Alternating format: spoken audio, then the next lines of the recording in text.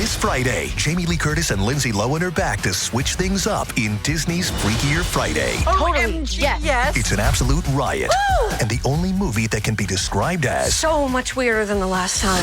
What last time? it's the frequel You ready? we've been waiting for. That absolutely slays. What deeply out of touch old person came up with that? You did. Wow. Don't miss the comedy event of the summer for all ages. Disney's Freakier Friday in theaters this Friday. Get tickets now. Rated PG. Parental guidance suggested. This episode is brought to you by LifeLock. Between two-factor authentication, strong passwords, and a VPN, you try to be in control of how your info is protected. But many other places also have it, and they might not be as careful. That's why LifeLock monitors hundreds of millions of data points a second for threats. If your identity is stolen, they'll fix it. Guaranteed, or your money back. Save up to 40% your first year. Visit lifelock.com/podcast for 40% off. Terms apply. Choice Hotels get you more for your money so you can maximize any road trip. Like with the road trippers we see here in their natural habitat, the breakfast area at a Comfort Inn. Here's a dad teaching his son how to make waffles, fluffy golden waffles. There's a mom making sure her daughter eats some fruit to avoid the "I'm hungry" from the back seat. And a sibling standoff over the last muffin. This is the cycle of vacation maximizationing in all its glory. Check into more. Book direct at choicehotels.com. Pie in the Sky Media. This series contains adult language and descriptions of graphic violence throughout. Listener discretion is advised.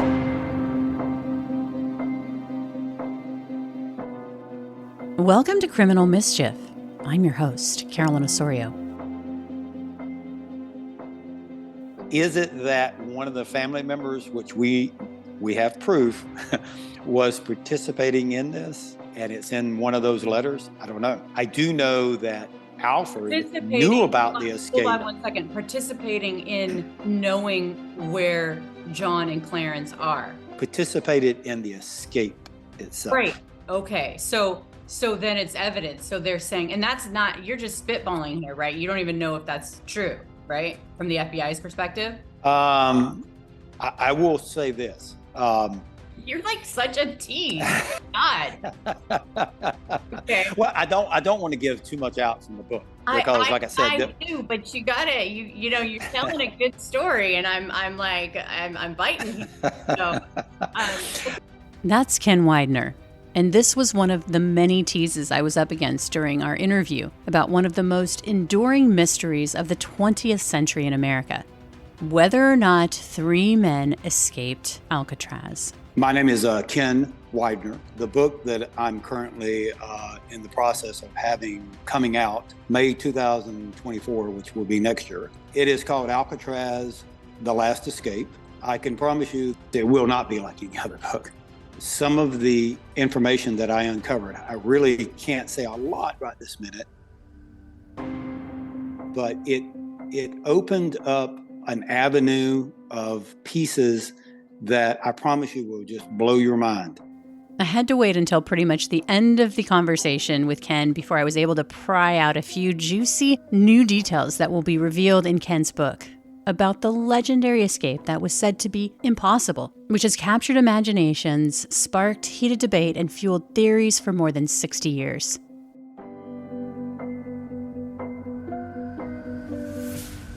You're listening to Criminal Mischief with Carolyn and Brandon. Episode 58, The Escape from Alcatraz.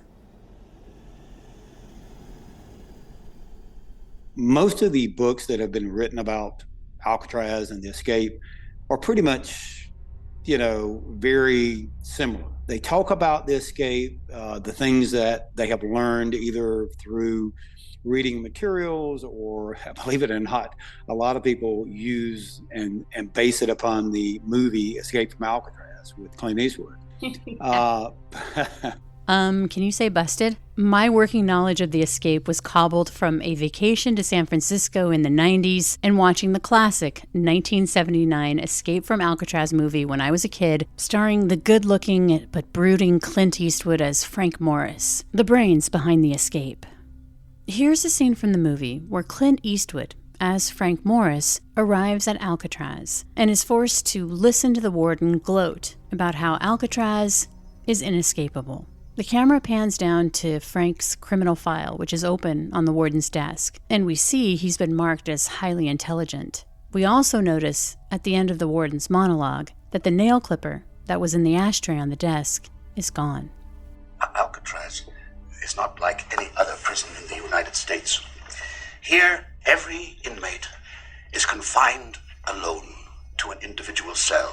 Unlike my predecessors, Wardens Johnson and Blackwell, I don't have good conduct programs. I do not have inmate councils. Inmates here have no say in what they do. They do as they're told. You're not permitted to have newspapers or magazines carrying news. Knowledge of the outside world is what we tell you. From this day on, your world will be everything that happens in this building. You will shave once a day. You will shower twice a week. Cut your hair once a month. Now, the privileges. You can talk. You can work. Other institutions hand out work, but here it's a privilege that you have to earn. I promise you, it's a privilege that you'll want. Visitors, you're allowed 2 a month. They cannot be former inmates of this or any other federal prison. All names that you submit will be carefully checked by the FBI. What names do you have in mind? I can't think of any offhand. Family members? None. No family. Alcatraz is a maximum security prison with very few privileges. We don't make good citizens, but we make good prisoners. Burglary, armed robbery, grand larceny. You'll escape from quite a few prisons, haven't you? That's why you're here. Alcatraz was built to keep all the rotten eggs in one basket. I was specially chosen to make sure that the stink from the basket does not escape. Since I've been warden, a few people have tried to escape. Most of them have been recaptured. Those that haven't have been killed or drowned in the bay. No one has ever escaped from Alcatraz. And no one ever will. The movie ends ambiguously, leaning towards success. That the 3 escapees survived and swam off into the sunrise. Whereas the FBI believes the trio didn't make it, and they officially closed their case on December 31st, 1979, when they turned the investigation over to the U.S. Marshals Service. Ken brings a lot of passion to the investigation because he's more than just an armchair detective and author. He's actually related to 2 of the 3 escapees. He's the nephew of Clarence and John Anglin. There are many things that get him going about the case, but what really hurts his heart is the idea that from the get-go, Frank Morris was billed as the brains of the operation, and that the Anglin brothers were, according to him, billed as just the dumb criminals with a 3rd-grade education who tagged along. Because when you know their history, nothing could be further from the truth.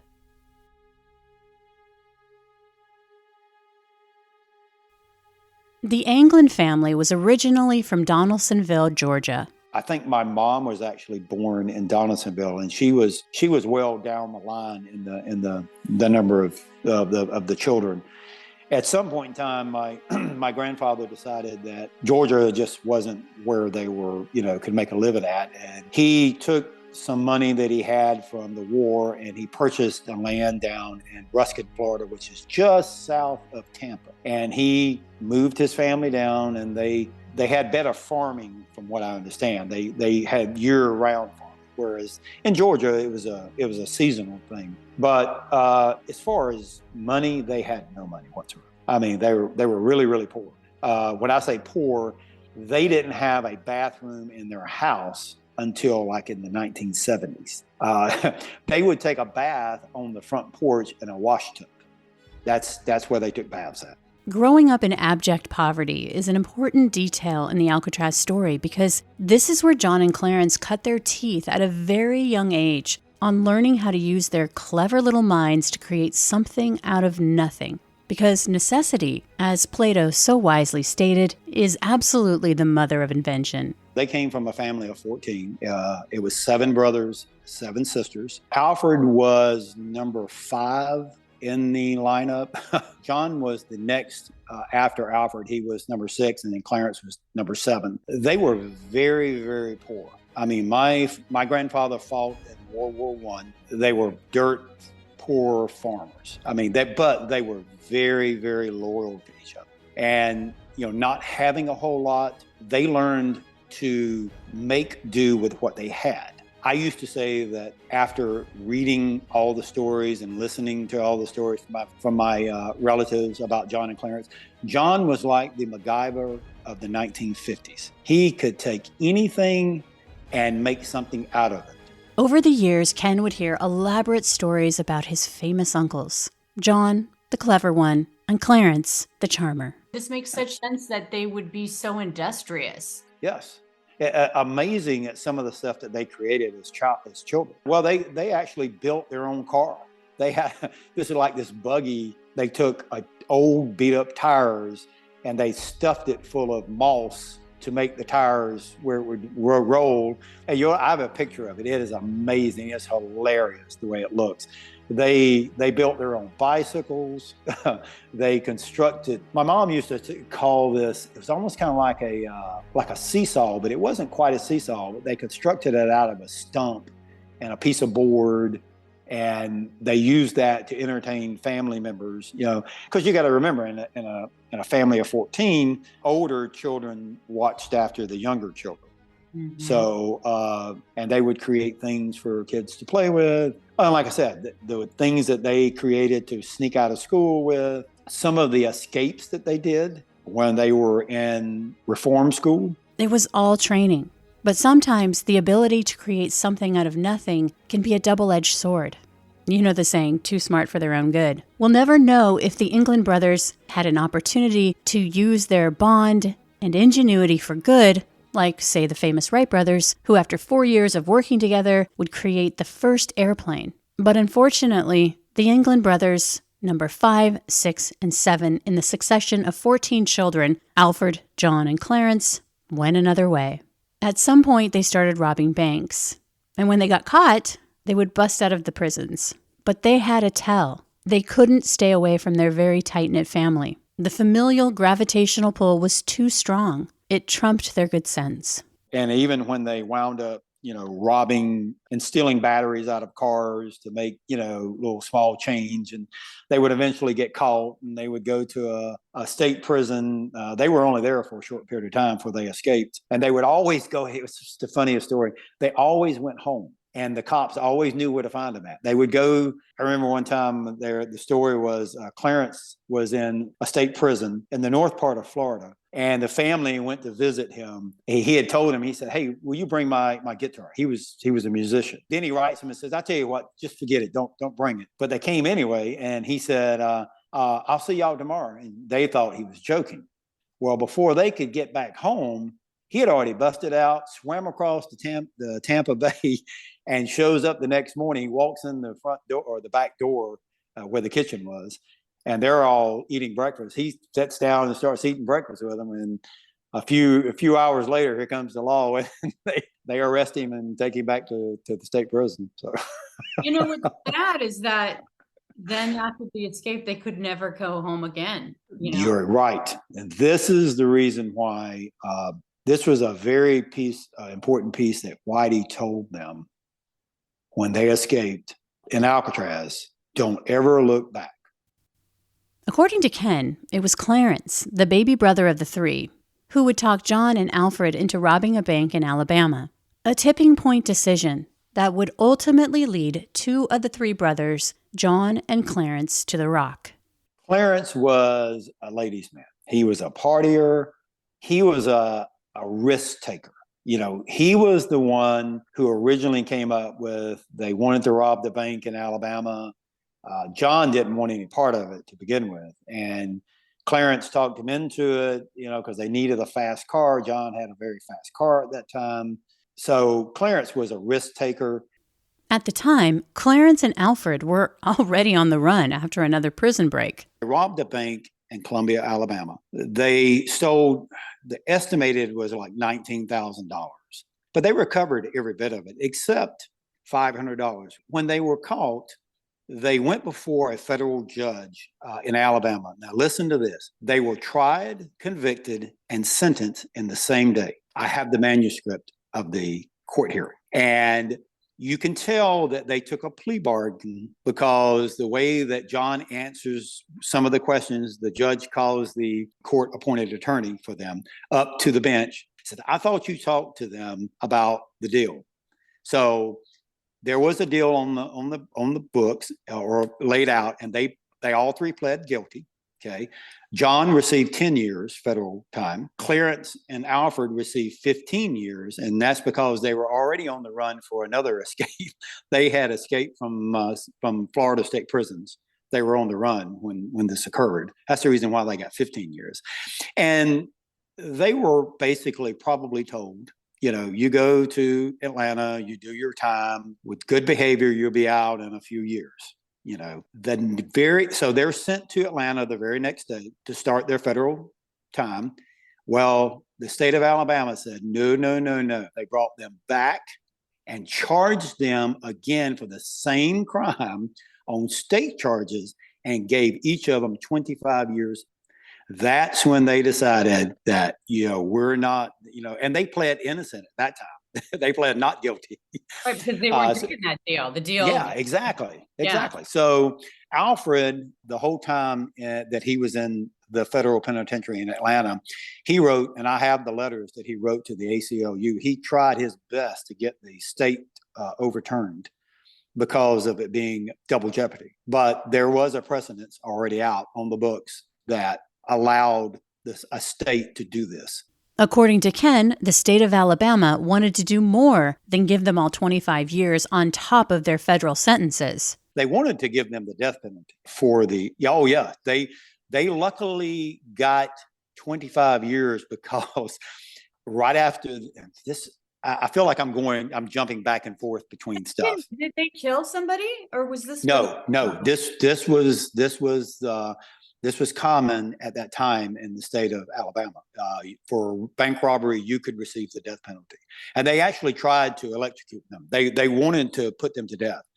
But luckily, John, not even knowing what he was doing, before they fled and got caught after the bank robbery, he gave one of their brothers, $500 to hang on to them just in case they needed it in the future. And my grandfather, they were so poor, they could not afford to hire anybody to defend them. John tells his father that he had given his brother $500. And my grandfather drove all night long back down to Ruskin, Florida, where they lived, picked that $500 up, and that's what they used to hire an attorney that basically got them from being killed in prison, for being, sentenced to death. Pretty harsh, right? Because even though it was in the late 1950s when this robbery occurred, it was a time not too far off from the Great Depression, which had lasted from 1929 to 1939. 10 years of the longest, deepest, most widespread depression in U.S. history, a time when banks were just failing and people's hard-earned money, their entire life savings, was just wiped out, prompting President Franklin Roosevelt to sign into law insurance legislation that would federally insure deposits that people made into banks to safeguard their money. But the hardships left scars that ran deep during the Great Depression. And even though by the 1960s the banks were federally insured, still the community around the bank that they'd robbed felt personally and financially violated. So that even though the brothers were saved from the death penalty, they were warned after their federal sentences were complete that they'd have to come back to Alabama. And when they did, it was lights out. At the state trial, the prosecutor turned to them and said, if you ever make it back to Alabama, you will never leave here alive. But they knew what was going to happen to them. And Whitey said that when they escaped, they were not escaping Alcatraz. They were escaping going back to Alabama. Frank Morris was escaping going back to Angola because he escaped the state prison, and they had told him the same thing. When you come back, you won't ever leave alive. But why? Something was going to happen because the state of Alabama, at that, you have to remember, this is the 1960s. So think about this. Their own uncle who lived in Alabama in that town, my grandfather's brother wanted them to be put to death. And the reason why is you got to think this era, he grew up in the Great Depression. They had very, very little faith in the banking system. They would keep their money at home. And he thought that when they robbed that bank, they actually stole his money. I mean, this was a mindset of those people at that time. You're talking this little small community that felt like this was a personal thing to them. How dare you come in, especially white trash, come into our town and steal our money. I mean, they felt like this was personal, like you broke into my house and did this. And so the prosecutors, they actually closed down the college, the local college during the state trial, brought all of the students in, and they put them up in the top of I guess it was like a 2-story courtroom, and the students were chanting, electrocute them, the whole time. I mean, they wanted them dead. And so they felt like because they got off for 25 years that wasn't good enough. They wanted to see them put to death. At the end of the day, Alfred was sentenced to a prison in Georgia. John and Clarence were sent to Alcatraz because of their earned reputation of escaping prisons. The Rock, Alcatraz, was a maximum security prison that had a reputation for being the harshest prison in the world. Even looking at it from afar, it was a forbidding place, a solitary island out in the middle of the San Francisco Bay. Alcatraz had been a prison since the Civil War, but in 1934, it was refortified with stronger iron bars. It was heavily staffed, so they could conduct 12 checks on prisoners a day, and they had strategically positioned guard towers, making it clear that if anyone tried getting out, they wouldn't get far. Alcatraz, at the time, was touted as the world's most secure prison, a place where the worst of the worst criminals like Al Capone, George Machine Gun Kelly, and Whitey Bulger served their time. Not only was the Rock isolated and the rules were strict, in the 1930s, inmates weren't even allowed to speak outside of communal meals and rec time. Later, this punishment was revoked as being too harsh. But still, when John arrived at the Rock first in 1960, followed by Clarence in early 1961, they requested to be put in cells next to each other. The warden at the time was so sure of himself about his inescapable prison that even though the brothers had a reputation of escaping, their request was approved, which meant that the brothers at least had each other in that desolate place, so far away from that family farm where they'd never had a lot of money, but it certainly was a place they felt loved. It's curious, though. Did the Anglin boys view being locked away in the most secure prison in the world, on an island, surrounded by frigid water, deadly currents, and man-eating sharks, did it become a challenge to escape the inescapable? The stats back then certainly weren't encouraging. According to the FBI figures, 36 men tried 14 separate escapes. All were caught or didn't survive the attempt, except 3, John and Clarence Anglin, accompanied by Frank Morris. Now, Frank Morris had arrived at Alcatraz in January of 1960 after a series of convictions for bank robbery, burglary, and multiple attempts at escaping other prisons. So it's no surprise that the brothers actually knew Frank from a stint at a previous prison. The plan to escape Alcatraz would take 15 months of preparation, which meant the brothers were always on the lookout for things to use, and, with a little spit and ingenuity, create something out of nothing, just as they'd been doing their entire lives. They made homemade tools and a drill from a motor that was scavenged from a broken vacuum cleaner. And then there were the ingenious plaster heads. The Hollywood version of the story makes Frank Morris out as the ringleader of the escape.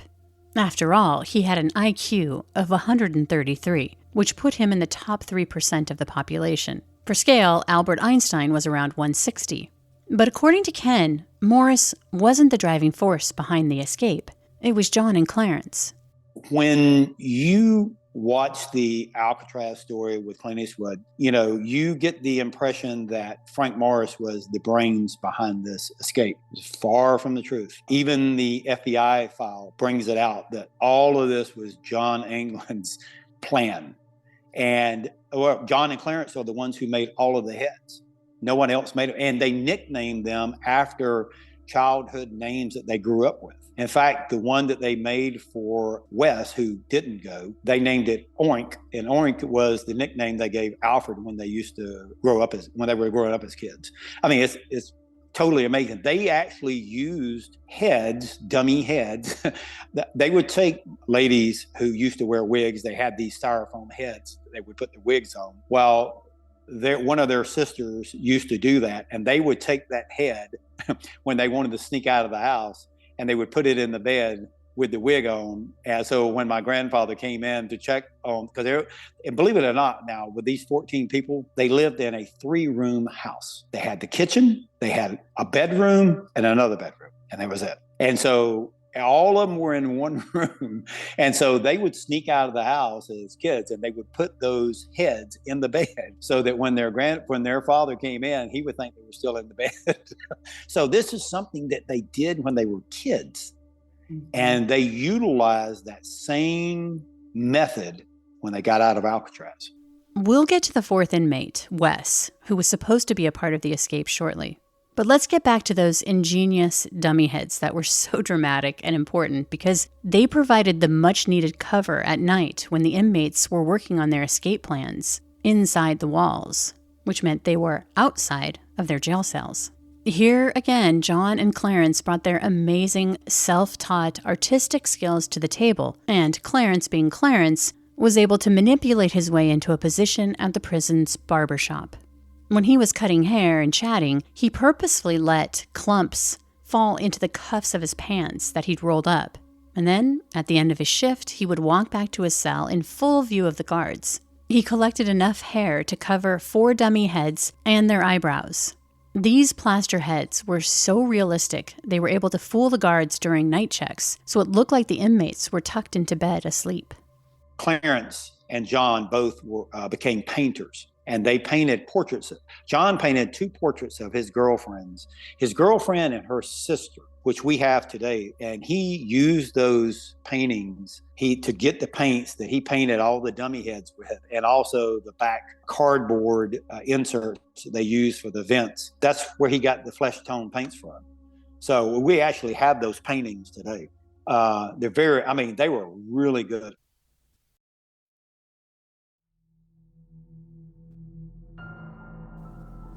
It was late at night when the 4 men, Frank, Clarence, John, and Wes, crept silently over to the back of their tiny prison cells that consisted of beyond sparse accommodations. Night after night, when the prison was on lockdown, the caged men crouched down by the air vents at the back of their cells.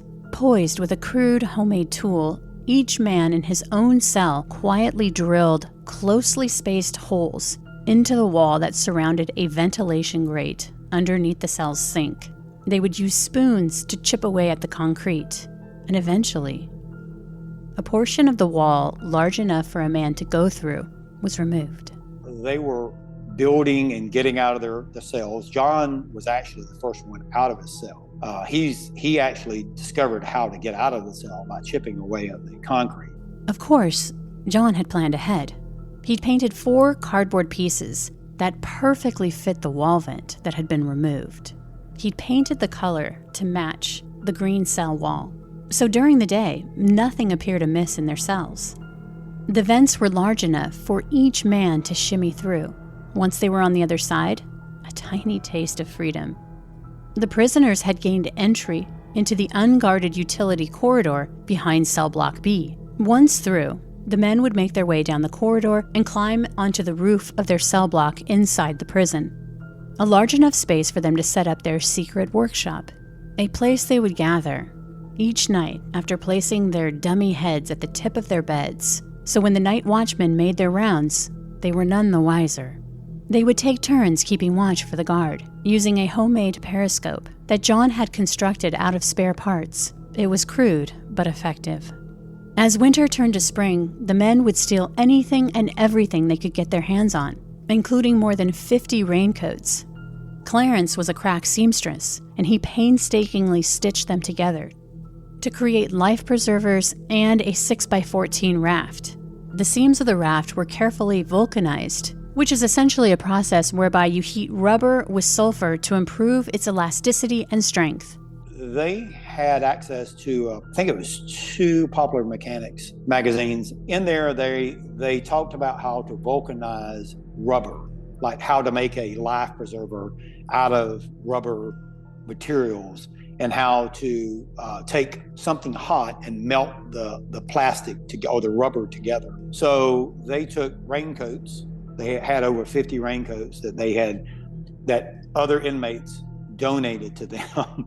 And they constructed 2 rafts and 4 life preservers. And they took cement glue and they would put the seams together.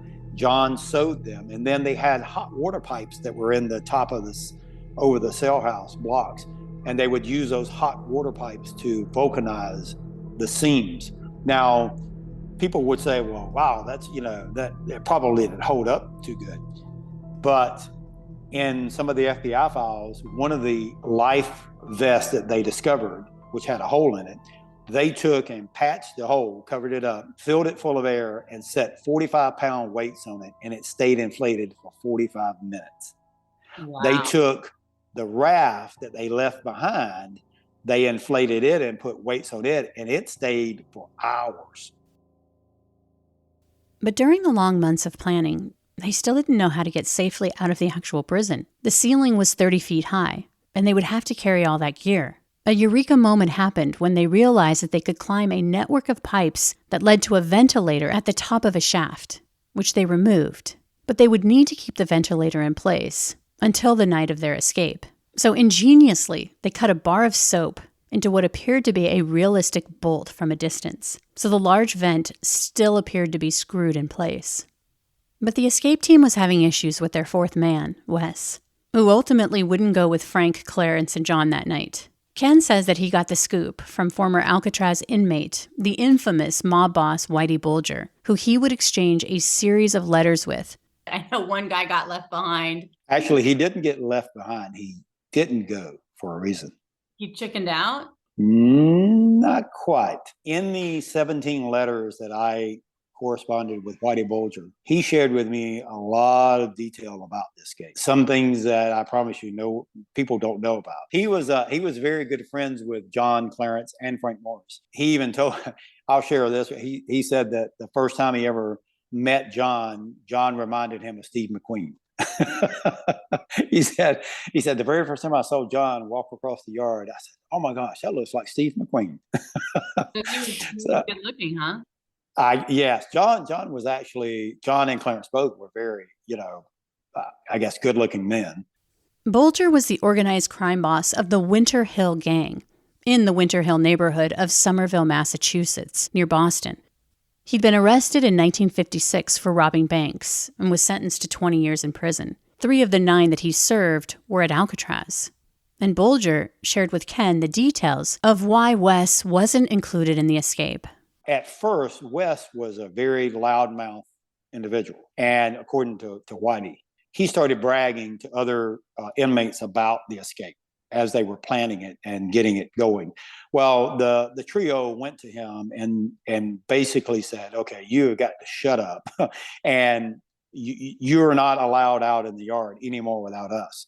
The surprising thing about the escape plan was that it wasn't this huge secret. Many of the other inmates were aware of the fact that an escape plan was in motion. But there was Wes, who, according to Ken, was not only a loudmouth, but also a racist. Back then, it was still a segregated environment. Very few people know that, that the African-American prisoners were treated very, very bad on Alcatraz. But their cells backed up to each other in that corridor, so they could hear everything that was going on. And they did not like Wes because they knew how racist he was. And so there was a deal that was struck between the boss of the African-American groups there that basically kept them silent, because they could have turned them in at any time and they could have gotten their sentence reduced, but they didn't.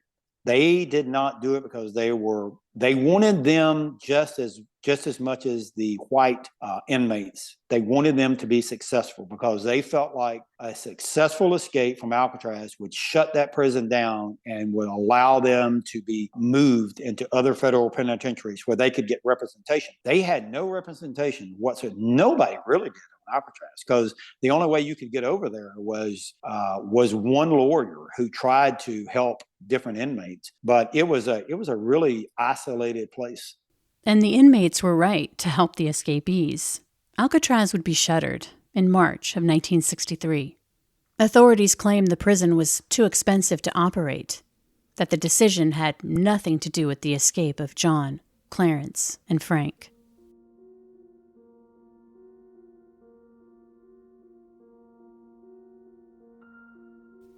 On the evening of June 11th, 1962, guards would give the call for lights out. It was around 9:30 p.m. when the prison was plunged into near darkness. Frank, John, and Clarence quietly maneuvered into their holes, as they'd done so many nights before. Until that point, they could only dream of freedom, but on that night, maybe those dreams would come true. They convened at their secret workshop, loaded up their rafts and supplies, quietly climbed the pipes up into the ventilator shaft. Once on top, with their precious cargo, the salty, fresh air must have tasted like a sweet victory, their hearts pounding in their chests, a mix of both fear and exhilaration. It was go time. Were they doomed to fail, or had their meticulous plans prepared them for freedom? There wasn't time to consider. They each took turns sliding down a large smokestack to the ground below. Later, FBI photos would reveal sooty shoe prints that led away toward the beach. The men were loaded with the rafts, life jackets, oars, and other supplies. Today, it's still unclear as to where the men entered the water. But ultimately, they did climb into one of those homemade rafts, and in that moment, paddled away as free men in the wide-open, freezing, shark-infested currents of the San Francisco Bay. What happened next remains a mystery. Did they make it across the bay to Angel Island, where they then were said to have crossed the Raccoon Strait into Marin County, as they told Wes? At some point in time, Whitey said that Frank Morris threatened to kill Wes. And in fact, he had a knife that he planned to do Wes in if the escape in any way went sideways. John was very good friends with Wes, and John warned him what was going to happen. And I believe that's the reason why Wes didn't go. And also, the plan was originally that they were going to go into the water and they were truly going to go over to Angel Island.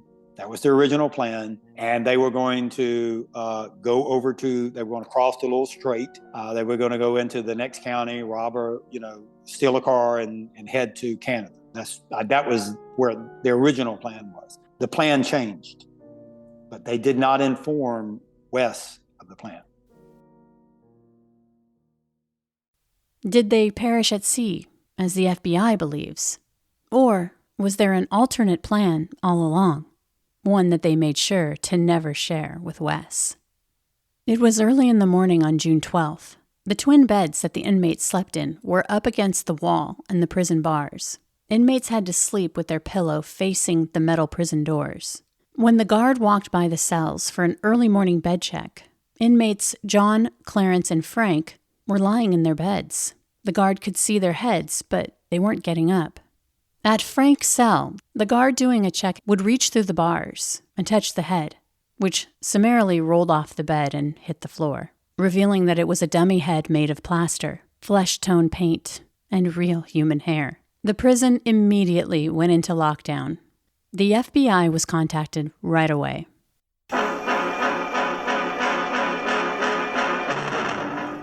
The spoon proves mightier than the bars at supposedly escape-proof Alcatraz prison. 3 bank robbers serving long terms scratched their way through grills covering an air vent, climbed a drainage pipe, and disappeared from the forbidding rock in San Francisco Bay. It appears to be the first successful escape in the history of the maximum security prison, and the flight is attributed by Warden Olin Blackwell to the deteriorating condition of the prison, crumbling concrete and eroding metals, with $5 million needed for repairs.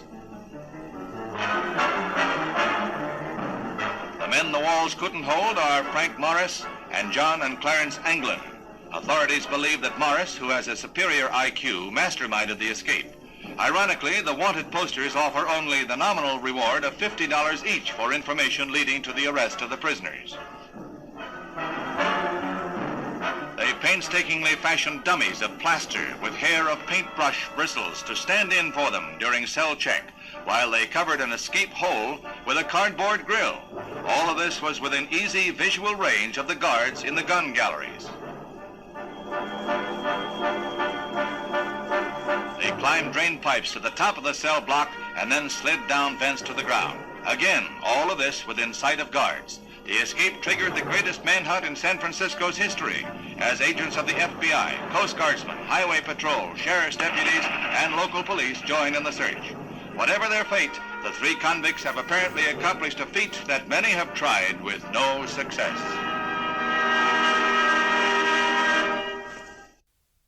Ken was still a baby when his mother was ironing clothes and heard about the escape. I was like a year and a half old whenever she was ironing clothes, earning extra money for our family, and she was listening to the radio. And the bulletin came across the air on June the 12th that there had been an escape at Alcatraz. She told me, she said, I knew exactly who it was. I knew it was them. She said she picked me up. She ran next door to our neighbor who had a TV set, and I sat on my mom's lap as she watched her two brothers' photos flash up on the screen and them talking about the escape. So, I mean, I was inducted early into this escape from Alcatraz. Of course, it didn't take long for the FBI to question Wes, who told investigators that the escape plan was that once they made it to land, they would steal clothes and a car. But Ken believes that when it came to the real plan, Wes was never read in. Therefore, the information that he gave to the FBI wasn't true.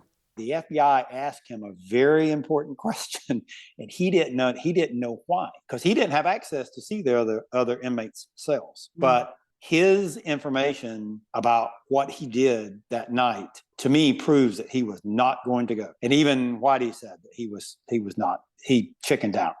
And I even asked Whitey, I said, so what would have happened to Wes? Because all the inmates were pulling for this. Whitey even writes about how that he laid in bed that night, all night long, thinking about the escape as it was occurring. And that the next morning, everybody was just cheering, and it was so exciting. I asked him, I said, so what would happen to Wes if he told the FBI where they went on the path? I said, what would have happened to him? He said, we would have killed him the next day he walked out onto the yard. He said exactly what we told him to say. So he knew that that everybody had the backs of your brother and Frank. Oh, yes, everybody. Everybody in that prison. I say everybody from an inmate standpoint that knew about it. There was a lot of inmates knew about it. They were all pulling and cheering for these three men. Within 2 days, a packet of letters that were sealed in rubber and belonged to the escapees was recovered. A homemade paddle and bits of rubber inner tube were also recovered in the water. Another homemade paddle was found on nearby Angel Island, and another homemade life vest was found washed up on Cronkite Beach. That's according to the FBI. The official FBI report also says that the escapees' raft was never recovered. But Wes says there was a raft found on nearby Angel Island, roughly 2.4 miles away, and supposedly footprints were found leading away from the prison-made raft. The prisoners' escape from Alcatraz was a slap in the face to the FBI, an embarrassment to J. Edgar Hoover personally, because they couldn't prove without a shadow of a doubt that the three prisoners had perished at sea. It seemed they'd been bested by so-called country boys who had gamed the system, who had broken free from a prison that was said to be impossible to break out of. But one thing we know for sure, the brothers' escape began a living nightmare for their family. Their phones were tapped, they were harassed by law enforcement, and surveilled for years. Before the FBI turned it over to the Marshal Services in 79, the FBI would come out to my mom's house all the time and question her. It is amazing the amount of pressure that they put upon the family members early on in the escape. I mean, it is totally amazing. The U.S. Marshals, they tapped our phones for years. I'm not even sure that they don't continue to listen to us today, although knowing that they're dead by now. But what is amazing that what evidence do you have to support that they tapped your phones? Oh, they told us. That's the evidence. They told us. Which begs the question: if the FBI was so convinced that the men hadn't made it, that there was no way they could have escaped, then why were they so obsessed with the family? And why didn't they follow through with the evidence that they did have? You ever find the raft, the bigger raft? You know, we have a story to tell on that one. And this is something that was left out of the FBI files, along with another story that's interesting. But yes, they did. They did find that raft, and we have 2 Alcatraz prison guards who found it, and we have a tape recording of them talking about it and giving it to the FBI, and the FBI still claims that they never had it. You have these recordings? Yes, we have these recordings. Not only the recordings of that, we have a personal interview of a San Francisco police officer who witnessed that night the boat that picked them up, and they refused to believe him. Is this like a Don't Look Up scenario where it's like... Yes. You know?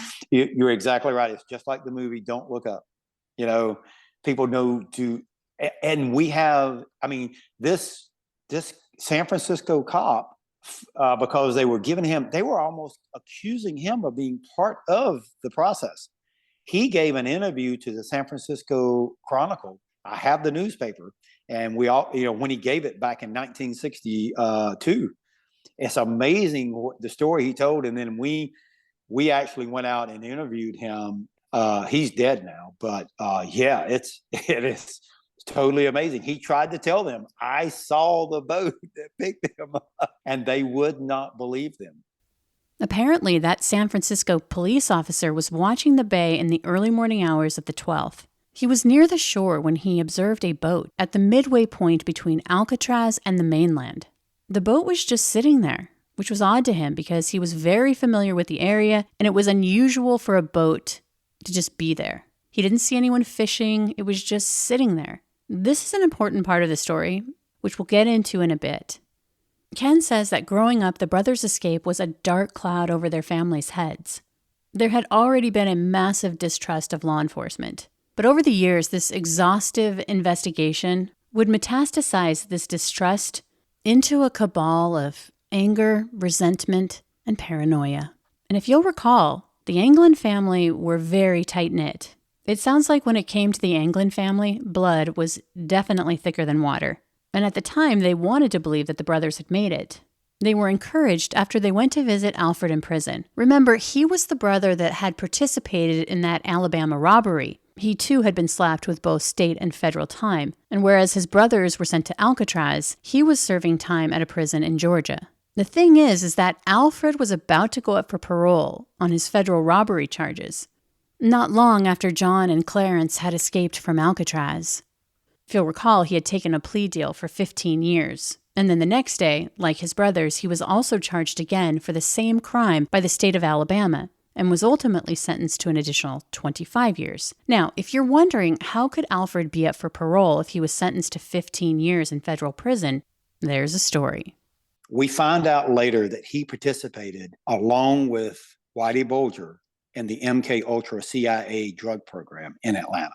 And that's what reduced his federal sentence. Now, some of these tests that they used to do was they would give them acid and psychedelic drugs, and then they would actually shock them to, I know this was all part of the CIA program. If you ever look up MK Ultra program, you would be amazed. Whether Whitey Bulger and Alfred Anglin actually participated in this top secret CIA program, I can't say for sure. But as far as MK Ultra experimenting on human beings, that is absolutely not a conspiracy theory. It did happen. After the Korean War, American soldiers who'd been prisoners of war came back home, and they seemed to be suffering from what the government believed was that the soldiers had been subjected to some kind of communist mind control techniques. So in 1953, the CIA allocated $25 million to start an illegal human experimentation program to develop procedures and identify drugs that could be used during interrogations to weaken people and force confessions through brainwashing and psychological torture. The code name for this top secret project was called MK Ultra. Some patients were willing, probably having no idea what they were signing up for, while others had no idea. The CIA would exploit vulnerable patients at psychiatric hospitals and prisoners in federal institutions. The CIA's reach was limitless. They had also experimented on the general public without their knowledge or consent. I'll give you an example. One of MKUltra's secret operations was called Operation Midnight Climax, where sex workers would bring buyers to a safe house where the CIA had installed two-way mirrors where, unbeknownst to them, the buyers, the men, were dosed with LSD. And behind these two-way mirrors, CIA scientists would sit there and study them. In 1973, in the midst of the Watergate scandal, the CIA went into CYA mode. The director ordered that all files related to MKUltra would be destroyed, but thankfully a whistleblower, a former State Department officer, John Marks, would come forward and write a book about the program. It was called The Search for the Manchurian Candidate. Ultimately, 16,000 documents that survived the purge, as they had been accidentally stored in a financial records building, they were discovered during John Marks' FOIA request in 1977. These documents were fully investigated during congressional hearings in 1977, where the CIA were finally forced to admit that the program existed. But Alfred's family wouldn't find out about the alleged MKUltra connection until much later. But they believe now that's how his federal sentence was reduced, and the reason that he was going to become eligible for parole after his brother's escape. So when they found out that Alfred was killed in prison, they were shocked. We went to visit him on, I think it was December the 26th, 1963. I have a photo of it that my mom happened to have had taken. And he told my mom and dad, along with my sister and me, of course I'm 2. I probably don't really pay attention to what was going on. Actually, I was almost 3. That he knew exactly where his brothers were. They had made contact with him. He gave my mom the evidence that they had contacted him. And then 11 days later, he was killed in prison. Ken believes that Alfred's death was caused because he had information about his brother's whereabouts. However, the family wouldn't find out about the circumstances leading up to Alfred's death for decades. But later on, they did go back and interview the cellmate that was a good friend of Alfred's, who had spent time with him in other prisons. This was after Alfred's death. After they found out about the item that John and Clarence sent their brother that cost him his life. And what did they send interviewed him? Well, I have it. We have it in our possession today. It's at first, it really looked like it was just an ordinary leather picture of a horse, that there was a secret note inside of it between the bindings that he pulled out. He showed it to me. We have it today. But what makes this so amazing is... What did the note say? What did the note say?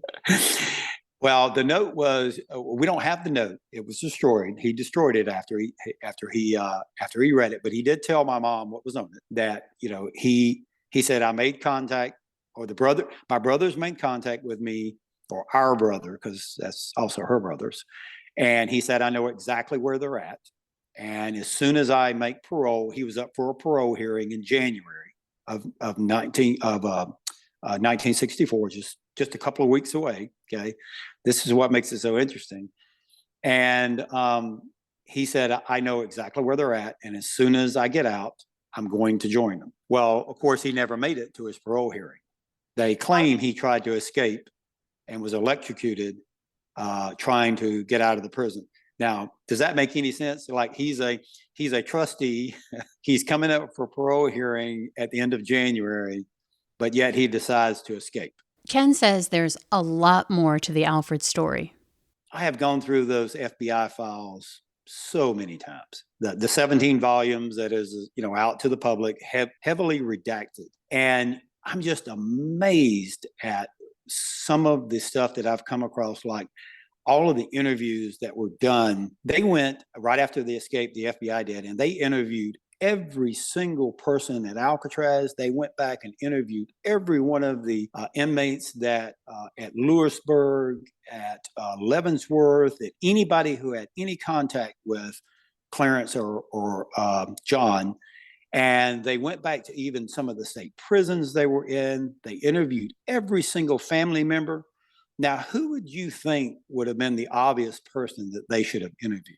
Family member and or prisoner. Well, the brother, They Alfred. never interviewed him. Not one time. There's no interview. If it's in the FBI file, they neglected to put it in there. I still believe today that he wound up giving his life for what he told my mom and one of his older brothers, which even in Atlanta, he shared something with this brother that one of the U.S. Marshals that I worked with was very instrumental in helping me get access to something. One of the FBI files that were heavily redacted. It was, to me, it was like putting together a puzzle. This was the missing piece that I needed. I'm actually shocked that you got all this stuff from the FBI because they are not easy to get anything from. Nope.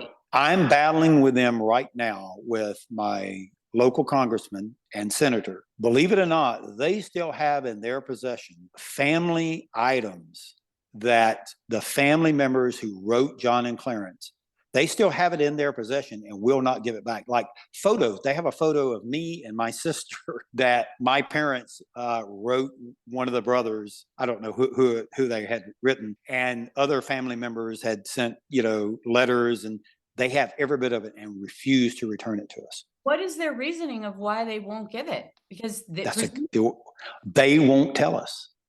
They will not tell us. Is it that one of the family members, which we have proof, was participating in this, and it's in one of those letters? I don't know. I do know that Alfred knew about the escape. Hold on 1 second. Participating in knowing where John and Clarence are. Participated in the escape itself. Right. Okay. So then it's evidence. So they're saying, and that's not, you're just spitballing here, right? You don't even know if that's true, right? From the FBI's perspective. I will say this. You're like such a tease. God. Okay. Well, I don't want to give too much out from the book because, like I said, I do, but you got it. You're telling a good story, and I'm biting. So if it's true that the FBI has these family photos and won't return them, the question is, why? According to their own website, quote, "For the 17 years we worked on the case, no credible evidence emerged to suggest the men were still alive, either in the U.S. or overseas." The FBI also contends that, quote, "If the escapees had help, we couldn't substantiate it. The families appeared unlikely to even have the financial means to provide any real support." So again, why not return the photos? Why didn't they follow up with that police officer who claimed he saw a boat on the water in the early morning hours of June 12th, the night of the escape, that the boat was just floating there? According to the cop at the time, that was very unusual. We have a personal interview of a San Francisco police officer who witnessed that night the boat that picked them up, and they refused to believe him. Earlier in the show, I said that this police officer's information would be a critical piece in corroborating Ken's belief that there's no doubt in his mind that his uncles made it out of those waters with Frank Morris, and that they had help. Here's why. One theory is that the three escapees fed Wes, the guy who was left behind, a story that they were going to paddle ashore and steal a car on the mainland. But Ken believes they had no intention of paddling across the bay, that when they got into the water that night, the only place they planned to paddle to was around the island to where they knew there was a boat launch. Back then, boats would arrive like clockwork to ferry employees back to the mainland. The last boat left shortly after midnight, which means it's absolutely possible that the escapees could have used a stolen electrical cord to tie up to the boat. They dropped off and then were picked up by that lone boat that the police officer saw sitting there, and then suddenly rev up its engine and take off, heading toward the Golden Gate Bridge. This theory looked even more promising when the Anglin family received a call out of the blue in 1992 by a man named Fred Breezy, who requested a sit-down with the family in their Ruskin, Florida home. Now, Fred Breezy had a connection with the family. He grew up in the same neighborhood when he was a kid and became really good friends with Clarence and John growing up. His name was Fred Breezy. And at the time, everyone just assumed that Fred Breezy was, some type of a friend that they had at one point in time in their life. We uncovered a lot more about this, way more than what just friendships. At that meeting, Fred Breezy would drop a bombshell on the family. He told them that John and Clarence were alive, and he had proof to back it up. A photograph of two men taken in the 1970s. He said that John and Clarence were the men in the photos and that they had fled to Brazil, where they had been for decades. Ken shared with me a bit of this audio recording of Fred Breezy that was taken the day he came over to the family's home in 1992. Fred Breezy basically explains how the escapees towed on the guard boat, just like they'd learned how to do when they were kids. The family never told the FBI about the photo of the brothers, their connection to Fred Breezy, or his claim that the brothers had hitched a ride on the guard boat and had fled to Brazil. In their minds, why would they? They had less than zero trust with law enforcement. But recently, Ken would team up with a retired U.S. Marshals agent who looked into Fred's claim that the brothers had made it to Brazil. And they found some interesting connections when they looked up Fred's extensive rap sheet. He was charged with a variety of crimes, but mostly weapons and drug smuggling charges. Apparently in the mid-70s, Fred Breezy was part of a drug smuggling ring. He was a pilot and would fly in a variety of narcotics from South America and the Caribbean to Central Florida. In fact, in October of 1976, Fred Breezy had crashed his prop plane that was filled with drugs in water near Florida. Breezy and his companion would be arrested for possession of more than $750,000 worth of drugs, and he was sentenced to 15 years in prison. And then eventually their friend, Fred Breezy, who is the one who flew them out of the country, he got caught shortly after going down to see them in the early 70s. He got caught for drug running himself. This was all about drugs. They were all into running drugs, including the brothers. And he eventually gets caught. He goes to prison. And when he gets out, it's in 1986. It was in 1992 whenever he gave the family all the photos that we have today. And we actually have a recording of the interview that he gave the family, an actual recording of it. My mom, believe it or not, for some reason, and he met with them multiple times, but the second time they met, she, for some reason, had this thought, I'm going to record it. And so she recorded it on a cassette player. It's like 45 minutes long, and it's amazing to hear him talk about his interaction with them down in Brazil. And as far as the photograph, according to Ken, it has been authenticated. The discovery of the 1970 photograph of John and Clarence. And that photo has been examined by 5 independent facial recognition software experts. And the latest one came back as a 99.7% match that is John Anglin in that photograph that was taken in the early 70s in Brazil. So to me, that's a huge piece of evidence that we have. Here's Ken's breakdown of what he believed happened that night of the escape. So tight-knit. Oh my gosh. They were you just wouldn't even believe how tight-knit they were.